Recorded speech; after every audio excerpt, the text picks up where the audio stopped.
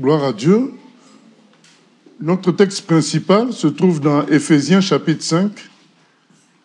Éphésiens chapitre 5,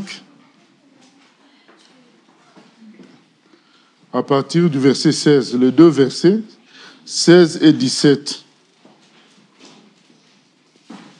16, 17.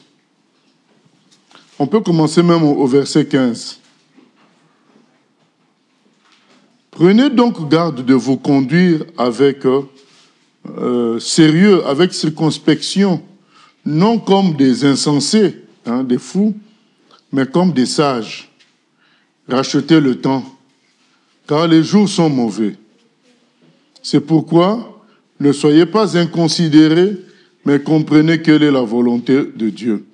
On peut même commencer à partir du verset 14. C'est pour cela qu'il est dit, réveille-toi, toi qui dors, relève-toi d'entre les morts, et Christ t'éclairera. Prenez donc garde de vous conduire avec circonspection, soyez sérieux, non comme des insensés, mais comme des sages.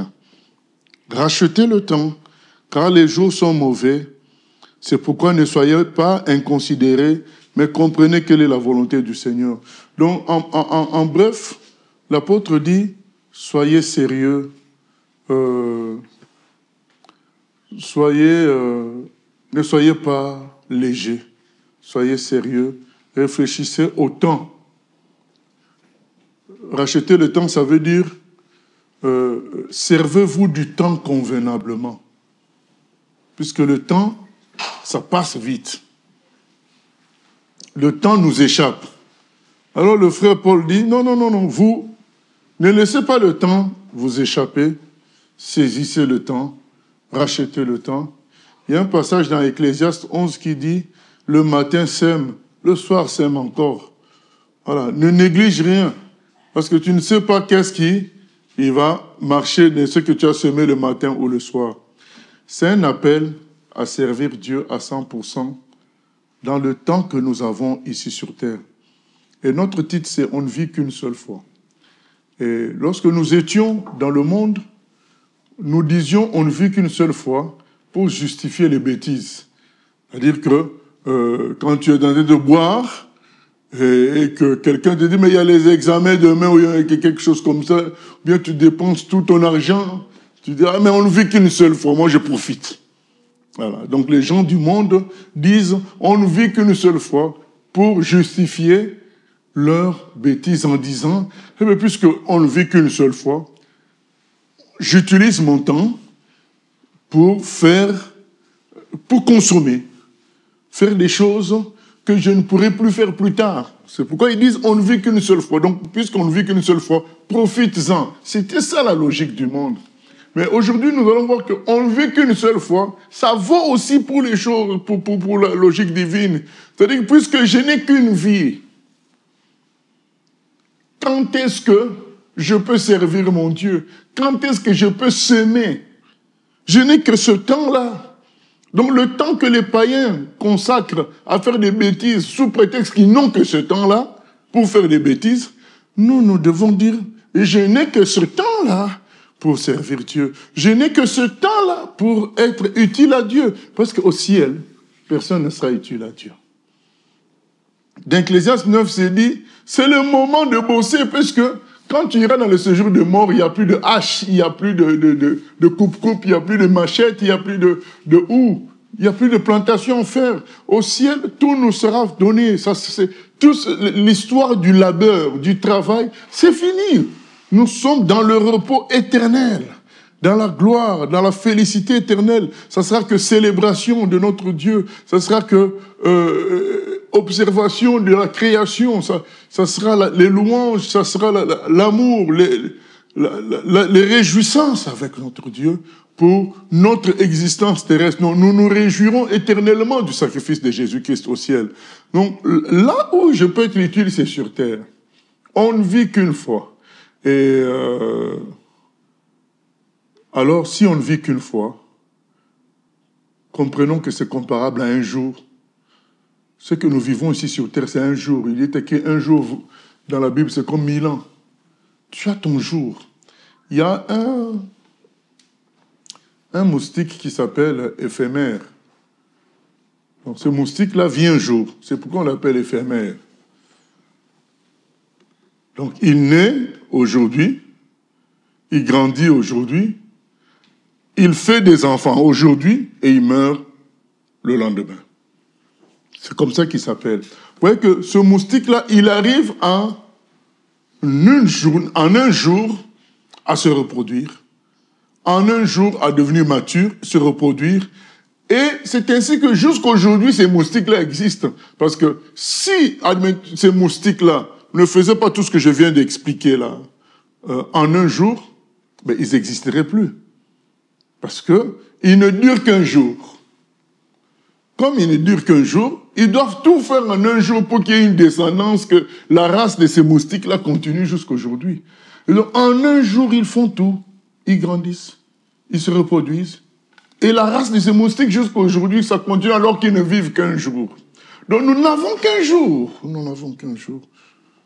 De même que les païens disent, mais nous n'avons qu'un jour pour faire des bêtises, nous aussi nous devons dire, eh bien, je n'ai qu'un jour pour servir mon Dieu. Je n'ai qu'un jour pour investir dans le royaume des cieux, pour semer dans le royaume des cieux. Et nous avions donné dernièrement la pensée du jour avec ce même sujet. Nous avons pris l'exemple de quelqu'un qui est invité. On nous accorde à nous tous un jour de notre vie avec le président de la République. Un seul jour. Ce jour-là, tu as le droit de le passer avec le président de la République et de gérer cette rencontre comme tu le veux. Qu'est-ce que tu vas faire? Est-ce que tu vas te dire, je vais manger les meilleurs mets du palais?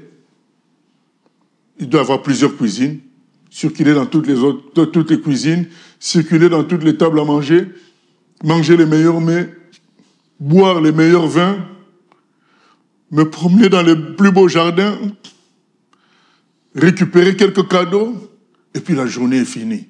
Au revoir, au revoir. Tu as bien mangé, tu t'es bien promené, tu t'es bien prélassé.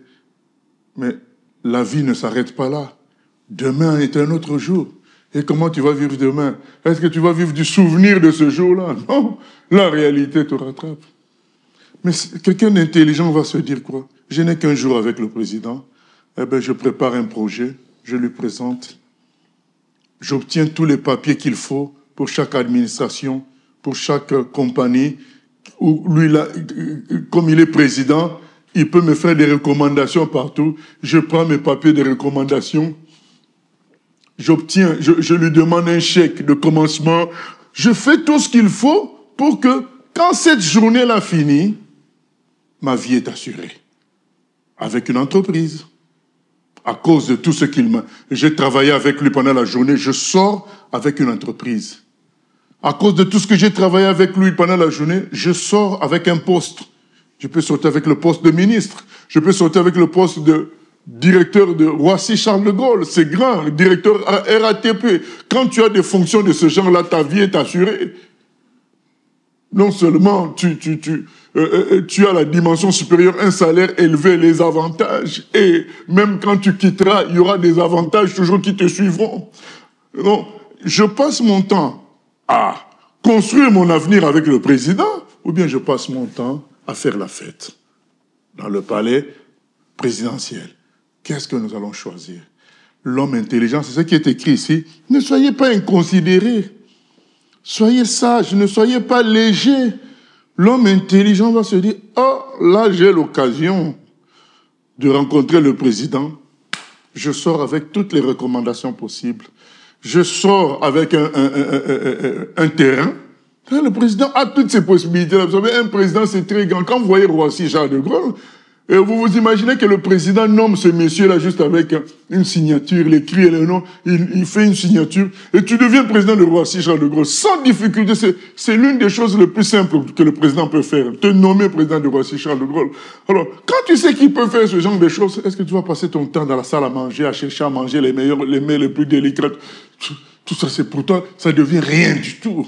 Parce que, avec tout ce que le président peut te donner comme poste, avec l'impulsion que le président peut te donner à faire une entreprise, tu mangeras même mieux que chez le président, si tu le veux. Si tu es directeur de Roissy, tu vas manger dans les tables de plusieurs présidents, pas seulement un président, parce que tout le monde passe par l'aéroport. C'est toi qui distribues les salons d'honneur, qui fais tout ça. Donc tu seras en contact avec tous les grands de ce monde. Donc tu vas passer ton temps dans la table à manger, à te réjouir des mets les plus fins, des mets les plus délicats. Non. Un homme intelligent va se dire là, je vais construire mon avenir en un jour. Je n'ai qu'un jour. Je fais tout, je prépare, je construis mon avenir. Et quand je sors de là, mon avenir est tout tracé. C'est la même chose avec nous. C'est la même chose. Nous n'avons qu'un jour. Un jour à passer sur terre. On va écouter des conseils à droite, à gauche. Oh, mais il faut se préserver son temps. J'ai oublié les termes qui règnent aujourd'hui dans les milieux des entreprises. Se donner son temps, mais il y a un terme. Faire comme une sorte de pause. Donc il faut savoir se ménager, faire ceci pour toi. Oui, mais ce que tu es, toi, ça va passer. Mais ce que tu bâtis pour le Seigneur, c'est quelque chose de sûr, d'éternel. Et ce qui est encore extraordinaire, ça a une répercussion sur terre. C'est écrit dans Matthieu 6, 33. « Cherchez d'abord le royaume des cieux et vous aurez le reste. » Ça veut dire que non seulement avec Dieu, comme nous avons parlé de l'entreprise, non seulement tu passes ton temps avec le président à bâtir ton entreprise, à mesurer, à récupérer toutes les aides nécessaires, non seulement tu passes du temps avec le président à le convaincre de te mettre président de RATP, EDF, Roissy, Charles de Gaulle. Voilà. Non. Et quand tu sors de là, non seulement ta vie au fil des années est assurée par le poste ou bien par l'entreprise, mais en plus, les mets que tu voulais te précipiter, aller manger à gauche, à droite de la cuisine de l'Élysée, tu peux les manger encore avec de tels postes, avec de telles responsabilités. Tu pourras profiter des salons les plus luxueux, des voitures les plus luxueuses, puisque tu vas occuper un poste qui te permet de faire tout ça. Donc ça veut dire que quand nous servons Dieu, non seulement nous assurons notre éternité dans la gloire, mais il y a une répercussion sur terre où les choses que les autres cherchent, c'est écrit dans Psaume 127, ce que les gens cherchent en se réveillant le matin, en bossant toute la journée, eh bien je donne à mon bien-aimé pendant qu'il dort. Pendant qu'il dort, je donne à mon bien-aimé. Et donc, non seulement tu investis dans le royaume des cieux pour l'éternité, il y a une répercussion sur terre. Donc les gens vont courir après des choses que toi tu vas obtenir sans effort parce que tu t'es investi pour le ciel et le ciel n'est pas ingrat. Le ciel c'est incomplet. Le ciel c'est un tout. Le ciel c'est pas après notre mort. Jésus dit celui qui croit en moi a la vie éternelle. Il dit pas il aura, il a la vie éternelle. Donc quand tu investis pour Dieu, c'est un investissement éternel. Donc éternel qui dit éternel, donc ça commence déjà aujourd'hui. Les conséquences, c'est déjà aujourd'hui. Et beaucoup de gens sont là à diminuer leur implication avec Dieu, leur travail avec Dieu. Il ne fait que ça fait que diminuer. Et parfois, ils se rachotent en donnant de l'argent ou en faisant de quelques bonnes actions. Ce n'est pas ce que Dieu attend. Dieu attend que nous soyons intelligents, que nous soyons sages. Tu as un jour avec Dieu. Qu'est-ce que tu fais? Qu'est-ce que tu fais? Nous avons un jour avec Dieu sur terre. Normalement, nous devons nous intéresser à lui pour bâtir les plus grands projets. Jésus, un jour, il nous a provoqués dans Jean 16, 24. Il dit, jusqu'à présent, vous n'avez rien demandé. Il se dit, mais ces gens-là sont avec moi. Ils pensent aux histoires de boire de l'eau, aux histoires de manger. Je dis, mais jusqu'à présent, vous n'avez rien demandé. Demandez afin qu'il vous soit donné et que votre joie soit parfaite. Il faut mesurer la puissance de la personne avec qui nous travaillons. Il a tout, il est infini dans sa grandeur, il est amour, il est bon. Demandons des choses qui nous dépassent, des choses qui vont faire du bien à l'humanité et à Dieu lui-même. Le salut des âmes. la conquête des territoires, la conquête des pays. Il dit, mais jusque-là, vous ne demandez rien, vous demandez une petite promotion par là, une petite guérison par là. Il dit, non, demandez vraiment des choses qui vous dépassent, puisque vous êtes avec moi, profitez-en. Jésus a fait exprès dans plusieurs situations. Quand il est dans la barque et qu'il y a la tempête, le but, c'est de leur montrer qu'avec moi, vous pouvez faire des très, très grandes choses. Il permet la tempête pour que ses disciples voient qu'il peut arrêter la tempête. Il n'est pas que dans une dimension de prophète simple, petite guérison par-ci, quelque chose comme ça. Non, il voulait qu'ils voient sa grandeur. C'est ça que Dieu veut pour nous, que nous voyons sa grandeur et que nous fonctionnons en fonction de cette grandeur. Mais nous, qu'est-ce qu'on va faire du jour que tu passes avec Dieu? Tu vas faire quoi ce jour-là? Eh bien, tu vas demander des choses simples qu'un païen va demander. La nourriture, le vêtement, une petite maison. Non, tu es avec le président, tu es avec le roi. Là, maintenant, c'est le roi des rois, le seigneur des seigneurs. Il faut demander de grandes choses, construire quelque chose avec lui pour l'éternité, construire quelque chose de solide. Je dis, mais rachetez le temps, réfléchissez. Un autre exemple. On donne à chacun d'entre nous 10 millions d'euros. Tu dis, vas-y, prends 10 millions. Mais qu'est-ce que tu fais avec? Il y en a qui vont dire, on ne vit qu'une seule fois. Donc, comme on ne vit qu'une seule fois, j'achète 2 limousines, je me réserve quelques places dans des hôtels. Vous savez, il y a des hôtels qui dépassent 5 étoiles. Hein. Donc, je ne sais pas comment on les appelle. Mais je me réserve 30 jours là-bas dans un hôtel comme ça, où tu appelles au téléphone pour qu'on t'amène ceci, cela. Et je fais quelques voyages de tourisme dans le monde en première classe. Et bien aimé, en 6 mois, avec tout ce que je viens de citer là, en 6 mois, hein, ton argent est fini. 10 millions là, c'est fini. Quand tu voyages en première classe, tu te réserves des endroits spéciaux dans les consorts, tu fais les safaris, tout ce que tu peux faire là, louer un jet privé.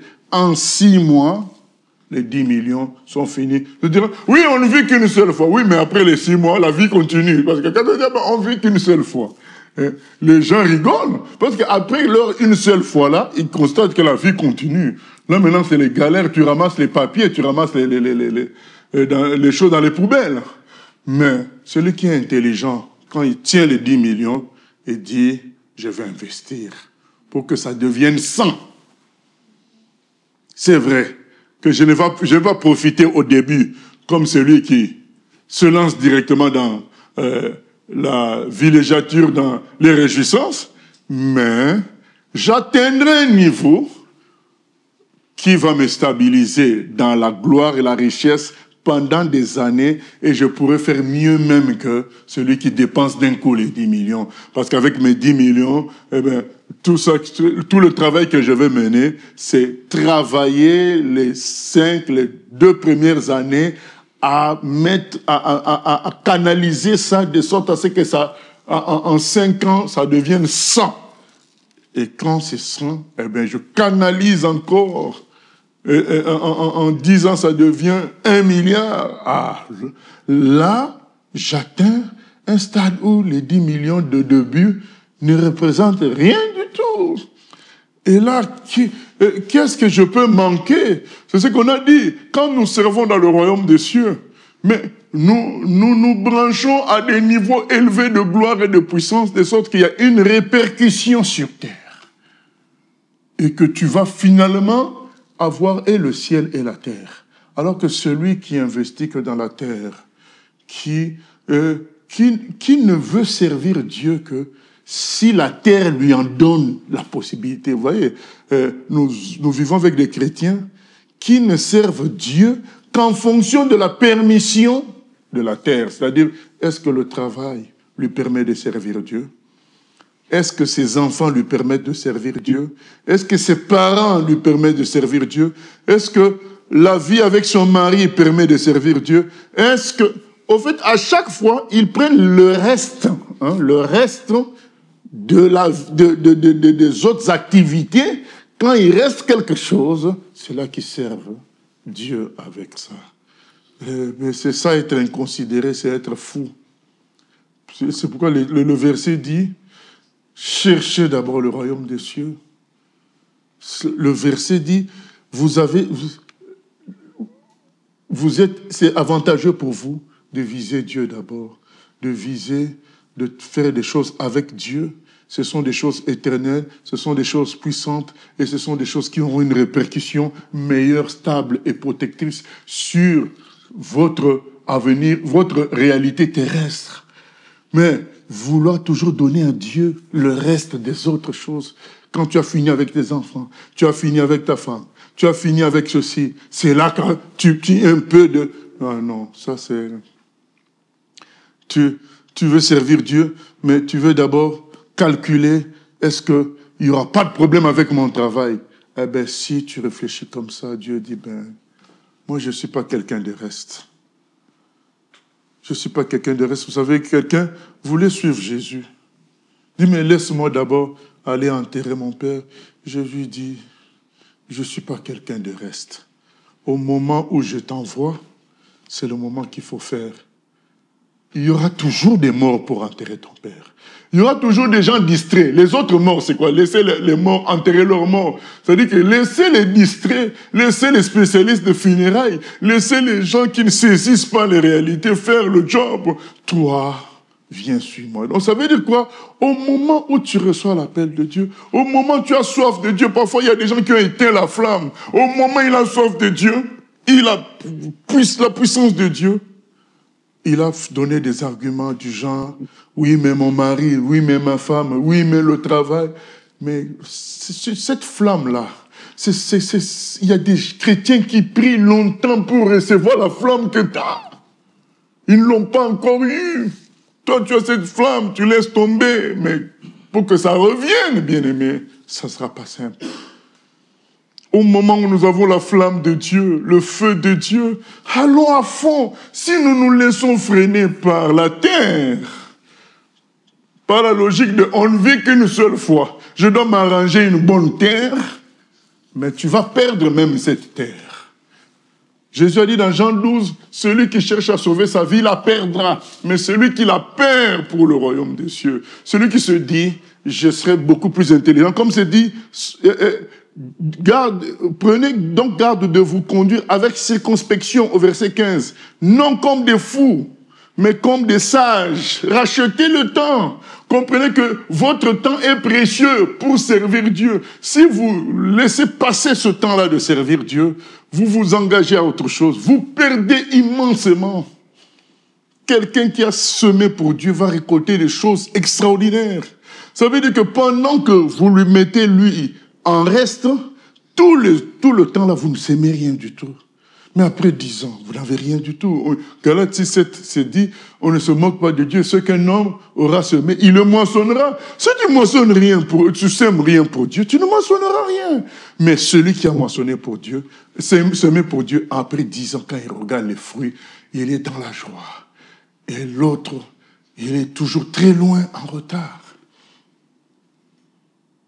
Le Seigneur veut que soit intelligent, qu'on soit sage, que notre vie, nous l'investissions à le servir.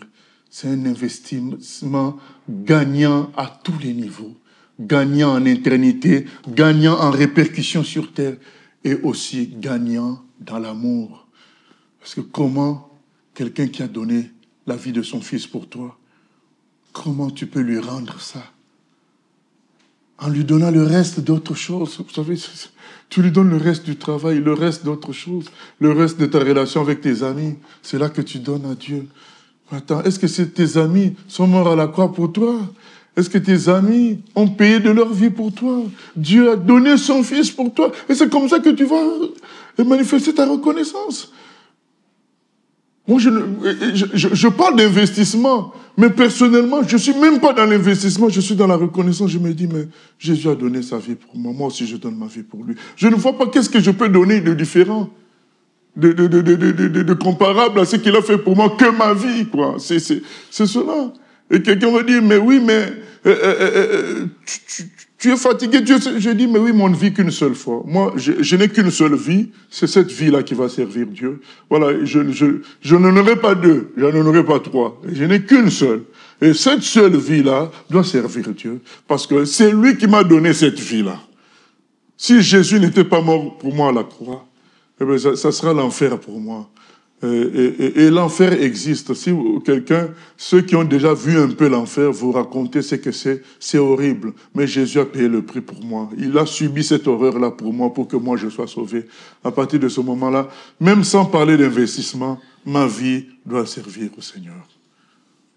Mais il n'y a pas que l'amour, mais il y a aussi la réalité de l'investissement. Quand tu sers Dieu, il y a des conséquences. Conséquences éternelles, mais répercussions sur terre. Vous entrez dans des dimensions. Vous savez que l'apôtre Pierre, en marchant, son ombre, quand ça touchait quelqu'un, la personne était guérie. Mais qu'est-ce qui est mieux que cette réalité-là? Dormir dans le plus bel hôtel ne dépasse pas la joie que tu vas procurer à tant de familles qui vont expérimenter la guérison, la délivrance. Et quand tu les vois sourire, quand tu les vois dans la joie, vous savez, quand nous sommes arrivés au Cameroun, nous étions dans l'inconnu, nous ne connaissions personne. Mais on arrive à l'aéroport, on trouve les bien-aimés. Eh bien, ils nous accueillent, donc ils ont dérangé tout l'aéroport avec des chants. Hein, qu'il fait beau. Mais, vous vous dites, mais pour vivre une telle joie, je suis prêt à tout croire. C'est pas un bel hôtel ou non. La joie des humains qui se disent, mais YouTube, nous avons vu YouTube en vivant ici. Voilà. Pour eux, ils disent, mais YouTube est descendu ici. Voilà. Et tu vois leur joie. Tu dis, mais non. Même si c'est vrai, il y avait la chaleur, tout ça, les taxis compliqués, vous avez Toyota avec 3 roues normales et 1 roue de Renault 4 dans une Toyota. Donc, vous vivez des choses, donc vous arrivez à chaque carrefour, le chauffeur de taxi ouvre pour regarder si la roue marche toujours. Mais quand tu vois la joie des gens, tu dis, ah ben, je préfère un tel taxi et une telle joie qu'être dans des palaces avec des gens fiers, avec des gens qui ne s'intéressent pas à Dieu. Voilà, je préfère une telle joie. Ou je reçois quelqu'un qui était venu comme pour me questionner, pour chercher des failles dans ce que je prêchais. Et 2 jours après, la même personne s'est fait baptiser. Voilà. Donc ça, c'est des joies extraordinaires. Donc quelqu'un qui était venu comme en opposition change de position au point de se faire baptiser 2 jours après. Mais c'est plus que l'argent, c'est plus que les grands palais. Et il n'y a pas que ça, c'est que Dieu nous certifie qu'il y aura un retour, même concernant ce confort-là que les gens cherchent, l'argent que les gens cherchent. Il y aura un retour, mais pas à la manière du monde, à la manière de Dieu, où tu seras heureux aussi matériellement. Voilà. Donc soyons intelligents. Investissons notre vie pour le Seigneur. Vivons pour le Seigneur. Ne le mettons pas en reste. Donc, il vient après les autres choses. Non, il doit venir avant les autres choses. Quand Jésus s'est réjoui de la dame qui a mis les offrandes dans le temple, dans Luc chapitre 21, cette dame avait tout mis. Jésus s'est réjoui qu'elle ait tout mis et ne s'est pas réjoui juste qu'elle mette les offrandes. D'ailleurs, il a critiqué les offrandes des riches. Il a dit, il est millionnaire, il va venir mettre 1 000 €, mais ça ne représente rien pour lui. Ils mettent de leur superflu, donc ce dont ils n'ont pas besoin. Mais ça peut paraître grand pour un pauvre.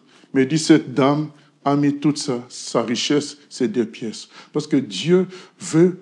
Au fait, Dieu, il connaît les conséquences d'un investissement total.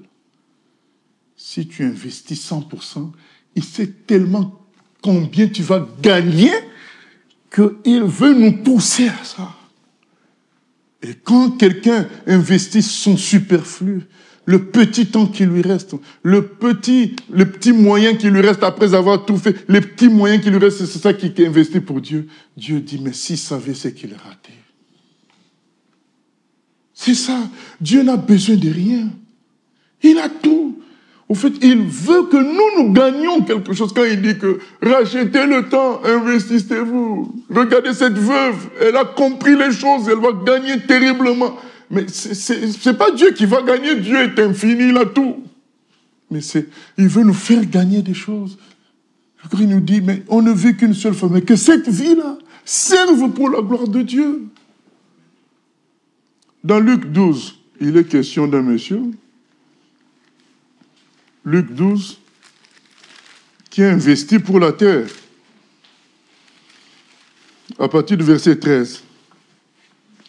Quelqu'un dit à Jésus, du milieu de la foule, « Maître, dis à mon père, à mon frère, de partager avec moi notre héritage. » Jésus lui répondit, « Ô homme, qui m'a établi pour être votre juge ou pour faire vos partages ?» Puis il leur dit, « Gardez-vous avec soin de toute avarice, car la vie d'un homme ne dépend pas de ses biens, fût-il dans l'abondance. » Et il leur dit cette parabole. Les terres d'un homme riche avaient beaucoup rapporté, et il raisonnait en lui-même, disant, « Que ferai-je? Car je n'ai pas de place pour serrer ma récolte. Voici, dit-il, ce que je ferai. J'abattrai mes greniers, j'en bâtirai de plus grands. J'y amasserai toute ma récolte et tous mes biens. Et je dirai à mon âme, tu as beaucoup de biens en réserve pour plusieurs années. Repose-toi, mange, bois et réjouis-toi. » Mais Dieu lui dit, insensé, c'est ce qu'on est en train de dire, insensé, on a lu dans Éphésiens 5, insensé, réfléchissez, insensé. Cette nuit même, ton âme te sera redemandée. Et ce que tu as préparé, pour qui cela sera-t-il? Il en est ainsi de celui qui amasse des trésors pour lui-même et qui n'est pas riche pour Dieu. Donc, il dit, mais voilà, tous ceux qui investissent pour eux-mêmes, on peut te ravir ça en un instant. Mais ceux qui investissent pour Dieu sont sécurisés par le royaume de Dieu. C'est ça. Personne ne peut leur ravir ça. Ils sont sécurisés par le royaume de Dieu. Ils sont branchés à l'éternité. Donc, investir pour Dieu, c'est se brancher à l'éternité. Mais investir pour la terre, mais c'est respecter aussi les règles de la terre. Une mort inopinée. Respecter les règles de la terre. Quand il y a crise économique, tout tombe aussi. Mais celui qui est branché sur Dieu est intouchable par les vicissitudes terrestres. Il n'est pas touché par ça parce qu'il est investi dans le royaume de Dieu. Il est au ciel, il est en haut. Mais celui qui investit pour la terre subira le régime terrestre. Si son entreprise ferme, quel que soit son poste, lui aussi il perd. Il subira les lois terrestres. S'il y a tremblement de terre, il peut tout perdre. Mais celui qui est de Dieu ne perd rien, puisque c'est branché dans le ciel. C'est ça la réalité. Et Dieu veut que notre seule vie, nous en usions pour sa gloire. Nous investissions pour le royaume des cieux. D'une manière ou d'une autre, nous conduirons, mais nous devons être dans cette attitude-là de se dire, ma vie, c'est pour Dieu. Ma vie, c'est pour Dieu. Et le reste vient après. C'est ça la réalité. Moi, quand j'ai eu ma conversion radicale, où une voix m'avait dit, est-ce que tu as le droit de te plaindre devant Dieu? Et j'avais décidé qu'à partir de ce jour-là, je serai à 100% pour Dieu. Et je lui ai dit, Seigneur, pour que j'aie le droit de te parler, de me plaindre, je serai désormais à 100% avec toi. Ma vie est pour toi à 100%. Quand j'ai dit cette phrase, quelque chose est venu du ciel, est entré en moi. Je savais que ma vie était sacrifiée. J'allais vivre pour Dieu et pour les autres. Et à partir de ce jour-là, je priais Dieu que si j'ai une femme, qu'elle puisse accepter ma vie telle qu'elle sera. Et quand j'ai eu à discuter avec ma future femme, je lui ai dit, moi, ma vie, c'est pour Dieu. Donc, il faut attendre à ce que ma vie soit comme ça. Ça sera pour Dieu. Voilà. Aujourd'hui, tout n'est pas parfait, mais au moins, quand elle peut voir mes déplacements, mes efforts, elle se souvient que c'était le contrat. J'avais prévenu que ma vie, je l'ai donnée à Dieu. Même s'il peut y avoir une petite résistance, mais il y a un souvenir c'est qu'il m'avait dit dès le départ que sa vie s'est donnée maintenant, offerte à Dieu. C'est comme ça, bien-aimé, puisque je sais que Dieu est magnifique, il a été magnifique pour nous. Et c'est une perte de temps d'investir dans autre chose. Nous sommes faibles, nous pouvons parfois faire des erreurs, passer du temps dans d'autres choses, mais ressaisissons-nous.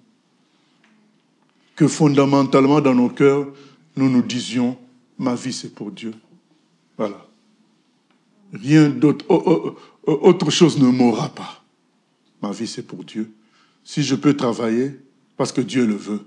Mais le jour où ça devient un blocage pour mon service avec Dieu, c'est mon service avec Dieu que je vais choisir. Faites dans cette position-là. L'investissement avec Dieu, c'est plus que tout. Il faut dire à Dieu, Seigneur, qu'attends-tu de moi? Il faut lui dire ça. C'est ce qu'il attend de nous, qu'on lui dise ça, qu'attends-tu de moi? Mais voici. Voilà. Moi, je m'offre à toi. Fais de moi ce que tu veux. C'est ce qu'il veut entendre, que nous disions. Le Seigneur nous appelle. Acceptons d'offrir notre vie pour lui et nous verrons des choses extraordinaires. Nous vivrons sa gloire. Jésus-Christ est réel. Ce qui manque au christianisme d'aujourd'hui, c'est tout donner à Dieu. Je parlais avec un aîné qui m'expliquait, il est en train de récupérer tous les écrits, les vieux écrits, il y a 100 ans. Et dans ces écrits-là, il dit, mais il y avait la gloire dans l'Église, parce qu'il y a des gens, même comme dans l'Acte des Apôtres, qui étaient capables de vendre sa maison, de venir, alors qu'il habite à 1000 kilomètres, ça c'était les réveils aux États-Unis, des gens quittaient l'endroit où ils étaient venus bâtir près de là où il y avait le feu de Dieu pour travailler pour Dieu. Et Dieu faisait des merveilles, des miracles, des choses glorieuses, puisque les gens consacraient leur vie à Dieu. C'est ce qu'on voit dans l'Acte des Apôtres, des gens qui vendaient leur maison pour que l'œuvre de Dieu avance, et Dieu faisait, il est dit qu'il faisait des choses extraordinaires par les mains des apôtres. La passion pour Dieu a baissé dans l'Église du Seigneur. Comment Dieu il peut faire des choses extraordinaires? Il lui faut un grand canal pour faire passer des grandes puissances. Et le grand canal, c'est les vies consacrées à Dieu, où les gens vivent maintenant pour Dieu. Ils deviennent des grands canaux. Et là, la grande puissance de Dieu peut passer comme un fleuve et fertiliser toute la terre. Fertiliser toute la terre. La passion pour Dieu doit revenir. La vie pour Dieu doit revenir. C'est ce que Dieu attend de nous. Au nom de Jésus. Amen. Seigneur, merci d'agir pour nous amener à cela. Au nom de Jésus-Christ. Que nous puissions penser à toi-même, Jésus. Tu n'as pas eu de château à construire ici sur terre. Tu as dit que tu n'avais même pas d'endroit sûr où reposer ta tête. C'était au jour le jour avec ton Père. Mais tu as aimé cette vie-là parce qu'elle était conforme à la volonté de ton Père. Elle était un investissement pour le salut de l'humanité et pour la joie de ton Papa. Nous voulons t'imiter, Jésus. Nous voulons imiter notre frère Paul, Seigneur, qui dit dans Actes 20, 24, « Je ne fais plus aucun cas de ma vie comme si elle m'était précieuse. Mais je ne fais pour moi-même aucun cas de ma vie comme si elle m'était précieuse, pourvu que j'accomplisse ma course avec joie et le ministère que j'ai reçu du Seigneur Jésus, d'annoncer la bonne nouvelle de la grâce de Dieu. » Sa vie, c'était maintenant annoncer la bonne nouvelle et achever sa course terrestre à ton service. Et dans un autre texte, il dit dans 1 Corinthiens 9:16 que malheur à moi si je ne prêche l'évangile, y compris sa joie, sa force venait de sa mission. Seigneur, que notre joie, notre force viennent de notre rôle spirituel sur terre et non pas des choses terrestres. Amène-nous à ce stade-là, Papa, afin que nous devenions des fleuves d'eau vive qui vont fertiliser l'humanité. Au nom de Jésus, nous te bénissons, Seigneur. Dieu voit ma vie entière. Il a son plan d'amour sur moi, sur ma carrière.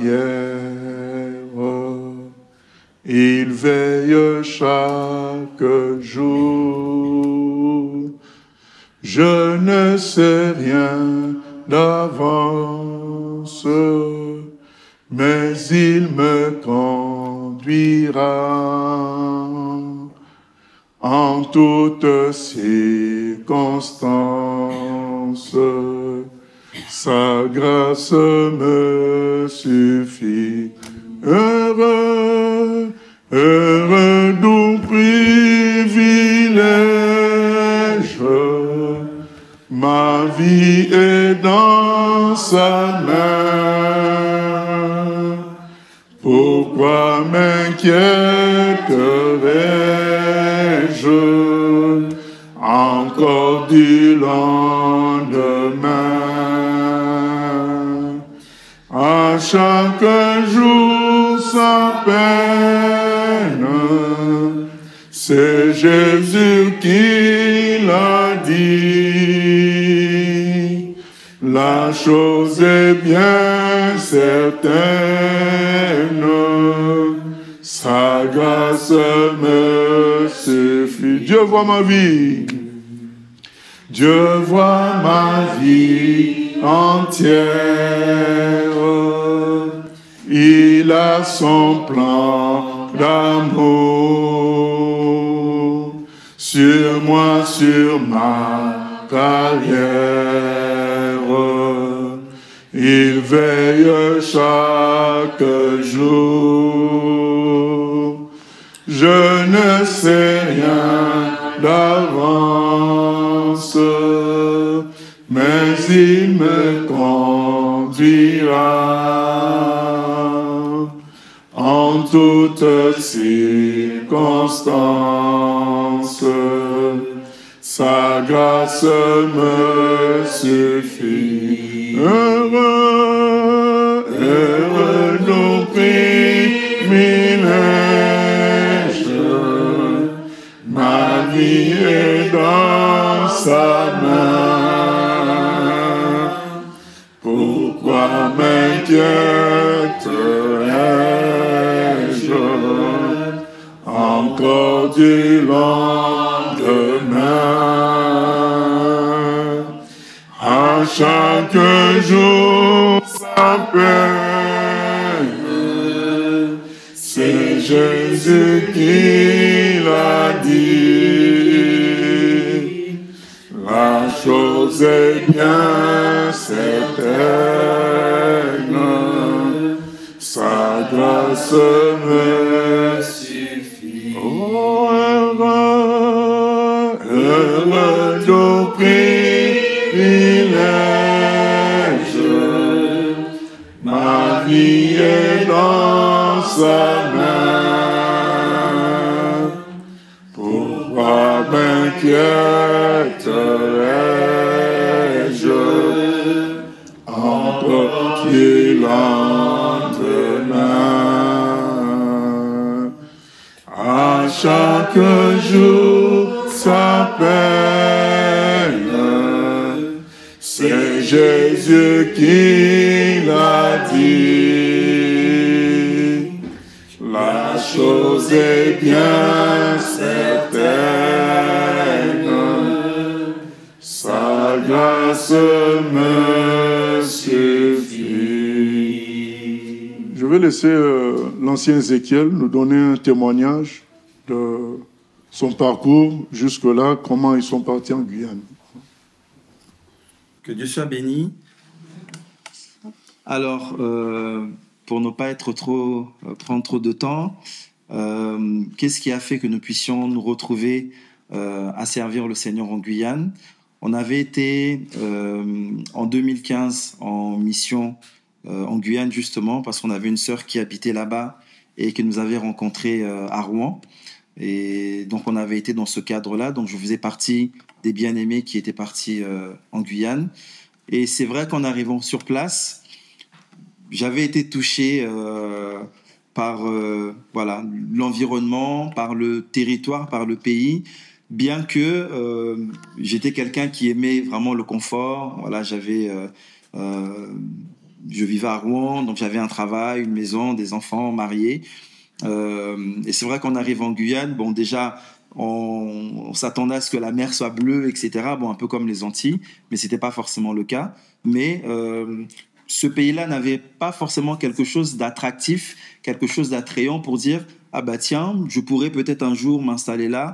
Mais en étant sur place, il s'était passé quelque chose. Aujourd'hui, avec le recul, je sais que c'était le Seigneur qui avait mis un amour pour ce pays dans mon cœur.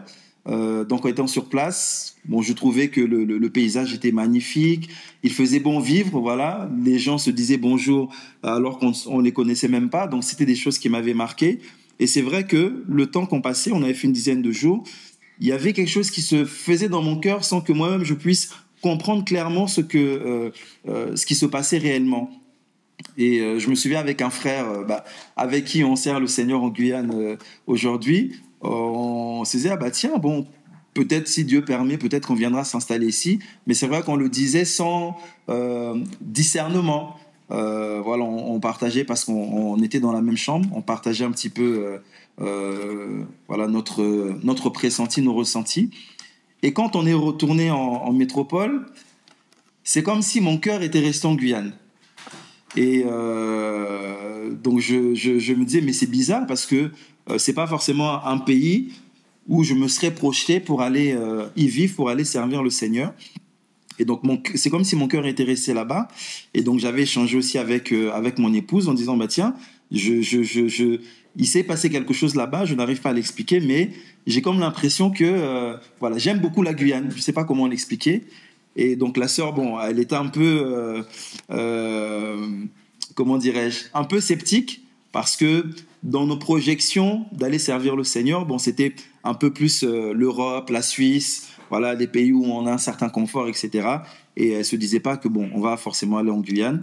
Et comme c'était quelque chose qui commençait à prendre naissance dans mon cœur, donc j'avais échangé avec le pasteur en ce sens pour dire bon, j'ai l'impression que voilà, il y a mon cœur qui c'est comme si je devais aller là-bas.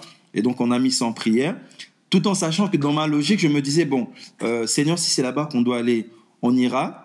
Bien que mon épouse n'était pas d'accord au début, mais je me disais, bon, pour aller servir Dieu, il faut que je trouve un travail, puisque je suis quand même responsable, j'ai une femme, j'ai des enfants, donc je vais d'abord commencer à chercher du travail. Une fois que j'aurai trouvé du travail, je vais y aller, et une fois installé, je ferai venir la famille.